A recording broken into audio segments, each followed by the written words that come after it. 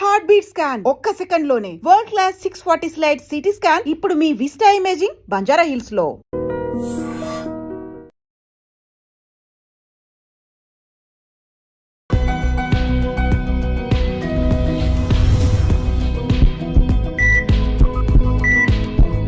నమస్తే, welcome to healthy conversations with IT media. నేను మీ Jhansi. So ఈరోజు మనతో ఉన్నారు వంటింటి చిట్కాలకు కీరపడ్డస్ అయిన మధుసూదన్ శర్మ గారు. 40 ఏళ్లకు పైగా ఆయుర్వేద వైద్యాన్ని అందిస్తున్నారు. మరి షుగర్ గురించి మనం మాట్లాడుకున్నట్లయితే చాలా వీడియోస్ చేయడం, అవేర్నెస్ కల్పించడం జరిగింది. కానీ ఇప్పుడు షుగర్ లెవెల్స్ అనేవి ఎలా మెయింటైన్ చేసుకోవాలి, దాంతో పాటుగా HbA1c అనేది చాలామందికి ఏంటంటే చాలా ఎక్కువగా ఉంటుందన్నమాట. సో ఈ విషయం గురించి మాట్లాడదాము. నమస్తే సార్. నమస్తే.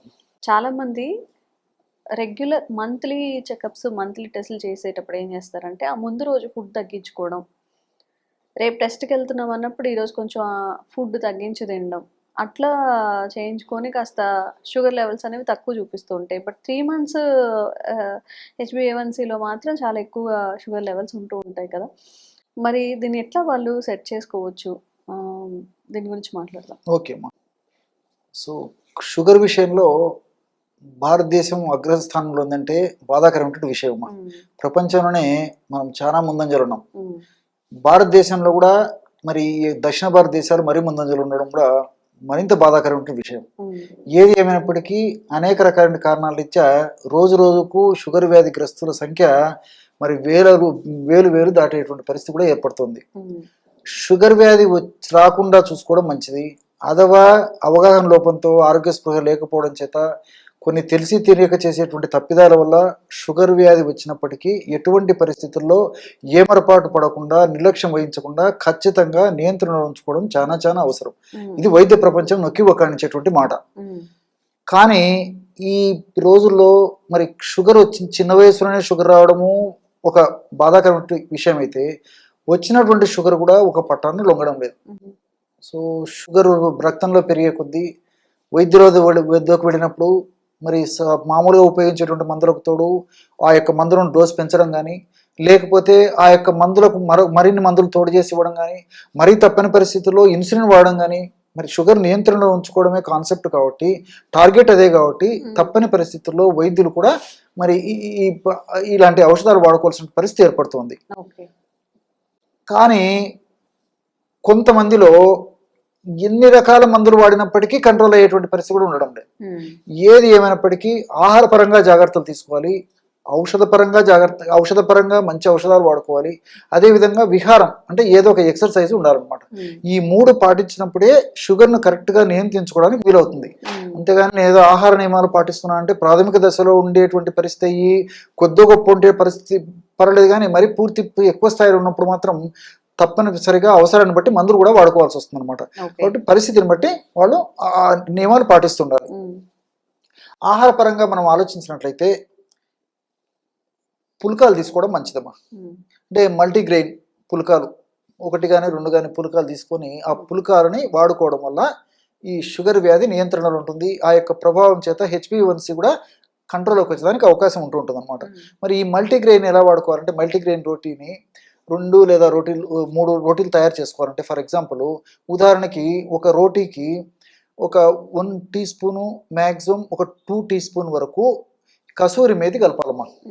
అంటే మల్టీగ్రెయిన్ పిండి తీసుకుంటాం కదమ్మా, అందులోనే కసూరి మేతి అంటే ఏం లేదు, మెంతి ఆకుమా, ఎండించినటువంటి మెంతి ఆకునే కసూరి మేతి అనేటువంటి పేరుతో పిలుస్తుంటారు.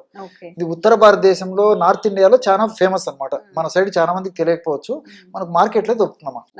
కసూరి మేతి అంటే ఇస్తారనమాట. 1 నుంచి 2 స్పూన్లు ఆ పిండిలో కలిపేసేసి కాస్త నానబెట్టేసేసి వాటిని పుల్కాలు కానీ, రోటీలు కానీ, చపాతీలు కానీ ఏ పద్ధతిలో తయారు చేసుకుని వాడుకుంటారో ఆ పద్ధతిలో వాడుకోవడం వల్ల చాలా చక్కటి ప్రయోజనం చేకూరుతుంది. ఎందుకంటే ఈ కసూరి మేతిలో కూడా ఫైబర్ ఎక్కువగా ఉంటుంది.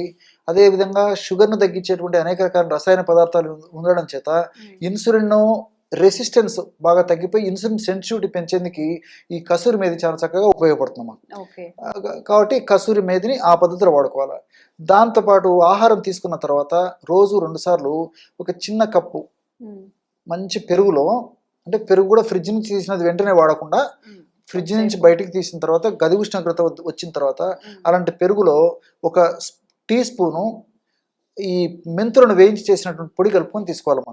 ఉమ్, కాబట్టి మెంతుల పొడి అలాగే వాడినా నీటిలో కలిపి వాడినా కొద్దిగా చేదు అనిపించవచ్చు, కానీ మరి ఆ క్వాంటిటీ పెరుగుతో మెంతి పొడి కలపడం వల్ల అంత తీసుకోలేనంత ఇబ్బంది అయితే ఉండదమ్మా. ఓకే. కాబట్టి అంత మరీ అవసరమైతే కాస్త ఎలాచి పౌడర్ కూడా కలుపుకోవచ్చు. ఉమ్, అంటే అంత ఇబ్బంది అయితే ఉండదమ్మా. చాలా మందికి చెప్తుంటాం, వాడుతుంటారు కదమ్మా. ఉమ్, బట్ ఆ ఫీడ్బ్యాకే మీకు నేను ఇవ్వడం కూడా జరుగుతుంది అన్నమాట. ఓకే. సో 2 times ఆ విధంగా ఈ యొక్క కప్పు పెరుగులో 1 టీ స్పూను ఉమ్, మెంతులను వేయించేసినటువంటి చూర్ణం పొడి కలిపేసి తీసుకోవాలి. ఉమ్, మెంతులు మరి అనేక పరిశోధన సంస్థల్లో కూడా జరిగినటువంటి పరిశోధనలు కూడా ఈ మెంతులు షుగర్ వ్యాధిని చక్కగా నియంత్రిస్తాయని చెప్పేసి కూడా ఉమ్, పరిశోధన కూడా రుజువైందమ్మా. ఓకే. భవిష్యత్తులో వచ్చేటువంటి పరిణామాలను కూడా రాకుండా త్వరగా రాకుండా ఉండేందుకు కూడా మెంతులు సహాయపడతాయని చెప్పేసి కూడా పరిశోధనలో నిరూపితమైంది. ఉమ్, ఉదాహరణకు హైదరాబాద్లో ఉన్నటువంటి జాతీయ పోషకాహార సంస్థ వాళ్ళు కూడా ఈ మెంతుల మీద పరిశోధనలు చేసి సమర్థవంతంగా ఈ షుగర్ వ్యాధికి చక్కగా ఉపయోగపడుతుందని చెప్పేసి కూడా వాళ్ళు కూడా నిరూపించడం జరిగిందమ్మా. ఓకే. కాబట్టి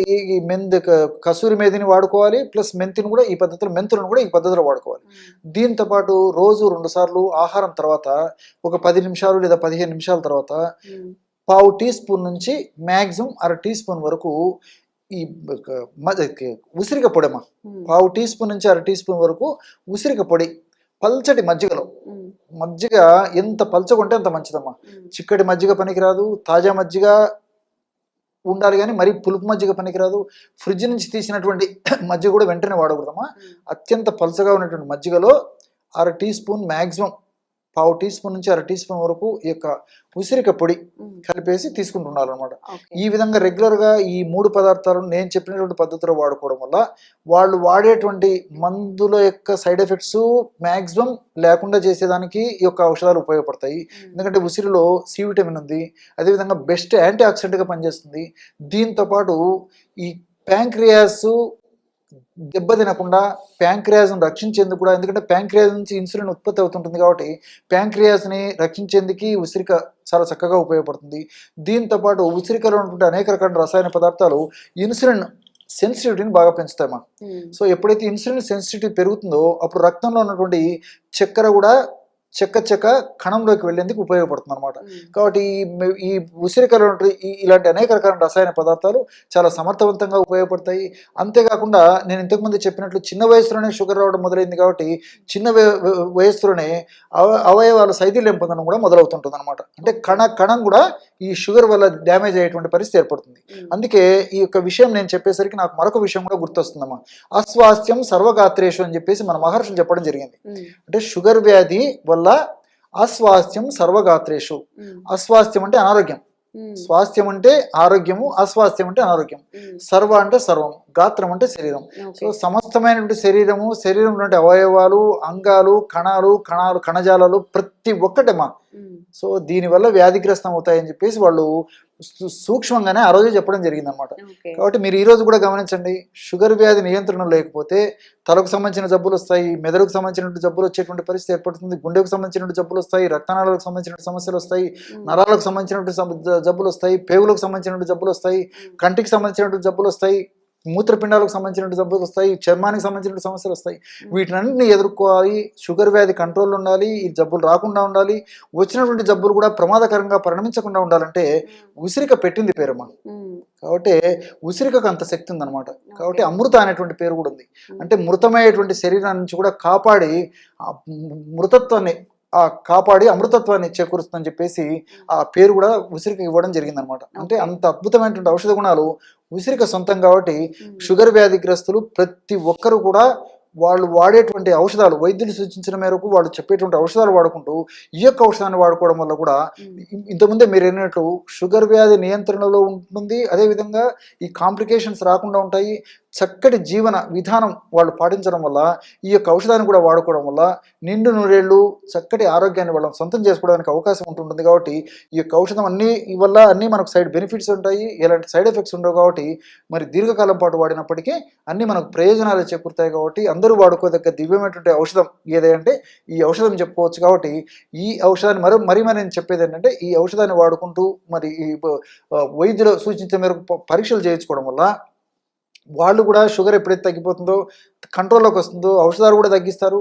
ఆ ఔషధాల వల్ల మరి సైడ్ ఎఫెక్ట్స్ కూడా రాకుండా ఉండడానికి అవకాశం ఏర్పడుతుంది. కాబట్టి మల్టిపుల్ బెనిఫిట్స్ ఉంటాయి. కాబట్టి ఈ పద్ధతిలో నేను చెప్పినటువంటి ఆహార ఔషధాలను వాడుకోవడం వల్ల చక్కటి ఆరోగ్యం, నిండు నూరేళ్ళు మంచి ఆరోగ్యవంతమైన జీవితాన్ని గడపడానికి అవకాశం ఏర్పడుతుందమ్మా. సో రోజు రోజుకి షుగర్ పేషెంట్స్ పెరిగిపోతున్నారు అండ్ ఈ అలోపతి మెడిసిన్స్ వాడడం వల్ల లాంగ్ రన్లో చాలా ఇష్యూస్ అనేవి ఫేస్ చేస్తున్నారు.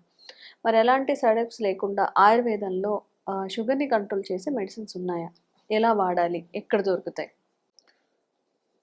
సైడ్ ఎఫెక్ట్స్ లేకుండా సైడ్ బెనిఫిట్సే ఇంచుమించు 190%, 99% వరకు ఆయుర్వేద మందుల వల్ల ఉంటుందమ్మా. కాబట్టి వైద్యులు సూచించిన మేరకు ఆ ఔషధాలు వాడుకుంటూ ఇప్పుడు నేను చెప్పబోయేటువంటి ఔషధం వాడుకోవడం వల్ల ఆ యొక్క ఔషధాల యొక్క డోసు బాగా తగ్గించడానికి అవకాశం ఏర్పడుతుంది. ఆ ఔషధాల వల్ల వచ్చేటువంటి సైడ్ ఎఫెక్ట్స్ కూడా మ్యాక్సిమం తగ్గించడానికి ఈ యొక్క ఔషధాలు ఉపయోగపడతాయి, అంటే ఆయుర్వేదం ఔషధాలు. కాబట్టి మల్టిపుల్ బెనిఫిట్స్ దీనివల్ల ఉంటాయమ్మా. కాబట్టి షుగర్ వ్యాధి వచ్చిందంటే ఒక పట్టాన కంట్రోల్ కాదు, ఖచ్చితంగా నియంత్రణలో ఉంచుకోవాలని చెప్పేసి వైద్య ప్రపంచం కూడా చెప్తుంది. తెలుసో తెలియక చేసేటువంటి పొరపాట్ల వల్లనో, అవగాహన లోపంతోనో, ఆరోగ్య స్పృహ లేకపోవడం చేతనో, మరి తాత్కాలికంగా వాళ్ళకి ఎలాంటి లక్షణాలు లేకపోవడం చేత నాకేముంది మాత్రలు వేసుకుంటున్నా కదా, అన్ని తింటున్నాను, అన్ని తిరుగుతున్నాను, అన్ని చేస్తున్నాను అని చెప్పేసి ఆ యొక్క సంకల్పంతోనో ఉన్నప్పుడు తర్వాత కూడా ఇతర అనేక రకాలైన సమస్యలు కూడా కలిగేటువంటి అవకాశం ఉంటుంది అనమాట. మరి ఈ నేపథ్యంలో తక్కువ కృత్రిమ ఔషధాలతో పాటు అద్భుతంగా పనిచేసేటువంటి ఆయుర్వేద ఔషధాలను కూడా, ప్రకృతిలో దొరికేటువంటి ఔషధాలను కూడా జోడించి వాడినప్పుడు మల్టిపుల్ బెనిఫిట్స్ కలుగుతుంటాయి అన్నమాట. మరి అలాంటి ఔషధాల్లో అనేక రకాలైన ఔషధాలు ఉన్నప్పటికీ అందరూ తయారు చేసుకుని వాడుకోదగ్గ క్షేమదాయకమైనటువంటి ఔషధాన్ని ఇప్పుడు మీకు చెప్తానమ్మా. 4 పదార్థాలతో షుగర్ వ్యాధికి చక్కటి ఔషధాన్ని తయారు చేసుకొని షుగర్ వ్యాధి నియంత్రణలో ఉంచుకోవడమే కాకుండా షుగర్ వ్యాధి వల్ల భవిష్యత్తులో ఉపద్రవాలు రాకుండా కూడా ఇప్పుడు నేను చెప్పబోయేటువంటి ఔషధం వాడుకోవడం వల్ల ప్రయోజనం చేకూరుతుంది. మొట్టమొదటిది పొడపత్రి చూర్ణం. పొడపత్రి ఇది పుట్టభద్ర, పుట్ల పొదర, ఇలా కొన్ని ప్రాంతాల్లో కొన్ని పేర్లతో పిలుస్తుంటారమ్మా. అవన్నీ సామాన్య వాళ్లకు అదంతా అండర్స్టాండ్ కాకపోవచ్చు. కాబట్టి పొడపత్రి అనేది ఎక్కువ మందికి తెలుసు అనమాట, వ్యవహారిక నామం. దీన్ని సంస్కృతంలో మధునాశిని అంటారు. మధును అంటే తీపుదనం, నాశిని అంటే నశింపజేయడం. ఆ పొడపత్రి అనేటువంటి దాన్ని ఆకుని కానీ పొడిని కానీ మనం నమలడం కానీ లేకపోతే పొడి చప్పరించిన తర్వాత కొద్దిసేపటి వరకు మనం తీపి పదార్థం, పంచదార ఇలాంటి నోట్లో వేసుకున్నప్పటికీ కూడా మనకు ఏదో రాళ్ళన్న పిండి నవ్వినట్టు ఉంటుంది తప్ప మట్టి నవ్వినట్టు ఉంటుంది, రుచి తెలియదమ్మా. అంత అద్భుతమైన శక్తి ఈ యొక్క మధునాశిని అనే ఒక ఔషధం యొక్క శక్తి. అందుకే దాన్ని మధునాశిని అనేటువంటి పేరు పెట్టడం జరిగింది అనమాట.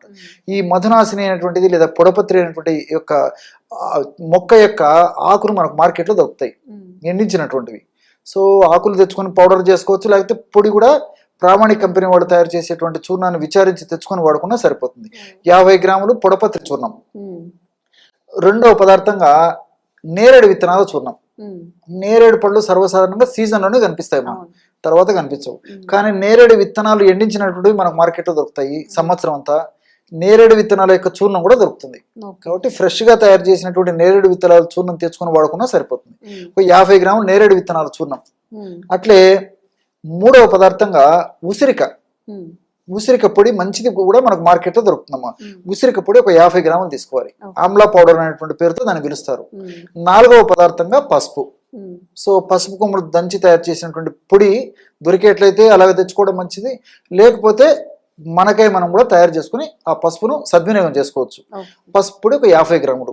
ఈ 4 పదార్థాలు కలపడం వల్ల 200 గ్రాముల ఔషధం తయారవుతుంది.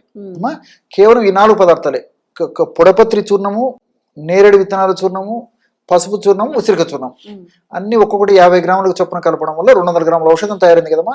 దీన్ని ఉదయం పూట ఆహారానికి ఒక 10 నిమిషాల ముందు, రాత్రిపూట ఆహారానికి ఒక 10 నిమిషాల ముందు ఒక 50 ml నీళ్ళల్లో 1/2 టీ స్పూన్ కలిపేసి తీసుకుంటున్నారు. ఇంతేమ్మా. ఈ విధంగా రెగ్యులర్గా తీసుకోవడం వల్ల షుగర్ వ్యాధి సమర్థవంతంగా నియంత్రణలో ఉంటుంది. షుగర్ వ్యాధి వల్ల ఉపద్రవాలు రాకుండా ఉంటాయి. అంతేకాకుండా షుగర్ వ్యాధిలో వ్యాధిగ్రస్తుల్లో మీరు చాలా మందిని గమనించుంటారమ్మా. షుగర్ ఒకవేళ కంట్రోల్లో ఉన్నప్పటికీ వాళ్ళకు మూత్రం ఎక్కువగా వస్తుంటుంది, బహుమూత్రం, పాలియూరియా అని చెప్పేసి చెప్తుంటారు అనమాట. అలాంటి బహుమూత్రం సమస్య తగ్గేందుకు నేరేడు ఉపయోగపడుతుంది. షుగర్ వ్యాధిగ్రస్తుల్లో మూత్రాశయానికి సంబంధించినటువంటి మూత్ర వ్యవస్థకు సంబంధించిన జబ్బులు కూడా ఎక్కువగా వస్తుంటాయి. కాబట్టి ఆ జబ్బులు రాకుండా ఉండేందుకు, వచ్చినటువంటి జబ్బులు త్వరగా తగ్గేందుకు ఈ నేరేడు చాలా అద్భుతంగా పనిచేస్తుంది. అదేవిధంగా పొడపత్రి ముఖ్యంగా ఈ లివర్ లాంటి అవయవాలకు ఏదైనా జబ్బు వచ్చినప్పుడు కూడా బాగా చక్కగా సమర్థవంతంగా ఆ యొక్క జబ్బును తగ్గించేందుకు చాలా చక్కగా ఉపయోగపడుతుంది. అంతేకాకుండా ఇన్సులిన్ రెసిస్టెన్స్, సెన్సిటివిటీ ఇలాంటి పరిస్థితుల్లో ఇన్సులిన్ సెన్సిటివిటీని పెంచేందుకు ఇది చక్కగా ఉపయోగపడుతుంది. దీంతో పాటు పరోక్షంగా వెయిట్ తగ్గేందుకు కూడా ఈ యొక్క మధునాశిని లేదా పొడపత్రి ఉపయోగపడుతుందమ్మా. కాబట్టి ఈ వెయిట్ ఉన్నటువంటి వాళ్ళలో షుగర్ ఒక పట్టణం లొంగకుండా ఉండేటువంటి పరిస్థితి ఏర్పడుతుంది. కాబట్టి ఈ యొక్క కొవ్వు కణాలలో అధికంగా సంచితమైనటువంటి కొవ్వును కరిగించేందుకు కూడా ఈ మధునాశిని లేదా పొడపత్రి ఉపయోగపడుతుంది అనమాట. దీంతో పాటు ఉసిరికలో సి విటమిన్ ఎక్కువ ఉంది. అంతేకాకుండా ఉసిరికల్లో ఉన్నటువంటి వివిధ రకాలైనటువంటి ఈ ఎలాజిక్ యాసిడ్ ఇలాంటి అనేక రకాల రసాయన పదార్థాలు వ్యాధి నిరోధక శక్తిని పెంచడమే కాకుండా ఇన్సులిన్ ఉత్పత్తిని బాగా సమర్థవంతంగా ఉత్పత్తి అయ్యేట్లు చేస్తాయి. దీంతో పాటు చిన్న చితక జబ్బులు రాకుండా ఉండేందుకు ఈ యొక్క ఉసిరి ఉపయోగపడుతుంది. ముఖ్యంగా మెదడుకు సంబంధించిన జబ్బులు రాకుండా, రక్తనాళాలకు సంబంధించిన సమస్యలు రాకుండా, గుండెకు సంబంధించిన జబ్బులు రాకుండా, చర్మానికి సంబంధించిన జబ్బులు రాకుండా, ఇలాంటి అనేక రకాలైనటువంటి అవయవాలకు సంబంధించిన జబ్బులు రాకుండా ఉండేది కూడా ఉసిరికి చాలా సమర్థవంతంగా పనిచేస్తుందమ్మా. పసుపు గురించి మీకు ప్రత్యేకంగా చెప్పనక్కర్లేదు. పసుపులో ఉన్నటువంటి కుర్కుమిన్ అనేటువంటి రసాయన పదార్థము ఈ షుగర్ వ్యాధిని నియంత్రించేందుకు చాలా చక్కగా ఉపయోగపడుతుంది. సర్వసాధారణంగా షుగర్ వ్యాధి వచ్చినటువంటి వాళ్ళలో, షుగర్ సరిగా నియంత్రణలో లేకపోయినటువంటి వాళ్ళలో ముఖ్యంగా చర్మ వ్యాధులు విపరీతంగా వస్తుంటాయమ్మా. గజ్జి, తామర, దురద, ఫంగస్ ఇన్ఫెక్షన్స్ ముఖ్యంగా ఈ భాగంలో, తర్వాత ఈ గజ్జల భాగంలో, తర్వాత ఈ పిరుదల భాగంలో, పొట్ట భాగంలో, అదేవిధంగా శరీరం మడతలు ఉన్నటువంటి భాగంలో ముఖ్యంగా వస్తుంటాయి. ఒక పట్టాన్ని లొంగకుండా ఇబ్బంది పెట్టేటువంటి పరిస్థితి కూడా ఈ షుగర్ వ్యాధిగ్రస్తుల్లో మరీ విపరీతంగా ఉంటుంది అన్నమాట. ఒక పట్టాన్ని లొంగవు. సో ఇలాంటి పరిస్థితుల్లో మరి రక్తాన్ని శుద్ధి చేసేందుకు, రక్తదోషాలను తొలగించేందుకు, గజ్జి, దురద ఇలాంటి లక్షణాలు తగ్గించేందుకు ఈ పసుపులో నుండి కుర్కుమిన్ చాలా చక్కగా ఉపయోగపడుతుంది.